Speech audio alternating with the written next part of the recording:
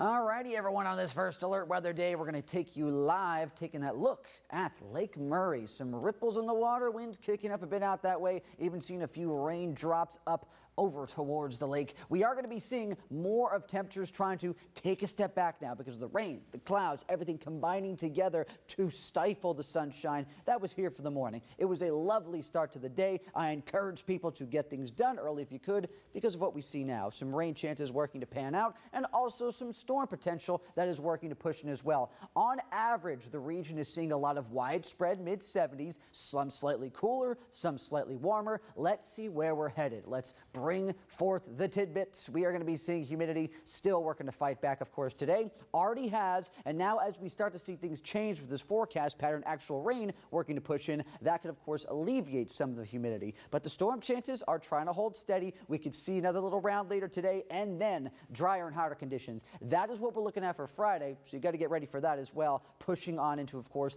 differing forecast periods. Today, we still see it, though, down towards our southern viewing area, and that's where things have really panned out. Honestly, National Weather Service did a fantastic job with this first round of storms. More of the heavier stuff, more of the lightning strikes have really been slated to the south of this line, getting into Aiken County, even a bit of Orangeburg County now for our viewing area, but even getting into a little bit of Newberry County, a little bit of some storm activity. So some spots have been bumped up a little bit more, but in general, the best risk has remained down that way and towards the low country, but we're still seeing this pushing through. So as we keep on, we're going to be working to keeping on live tracking this for you. That's going to come again during this next half hour, but as we see right now and move on forward, we're likely going to see some of this moisture, yes, holding steady for our southern viewing area, working to push on. Then we get a bit of a pause, if you will, for the afternoon. Could actually see a little bit of sun break out, and this is the best representation from all models. I've been looking and digging through this afternoon to represent what's probably going to happen late today. Now, I think this might be a little too high. I think it's going to be shifted down again a little bit further to our southern viewing area. Another little burst of showers and storms. Nothing too crazy, but it's something, of course, where we're not out of the woods just yet. We're going to walk on into this day where we can get a bit more daytime heating to fight back, which should give us just enough convective potential to see a few more storms,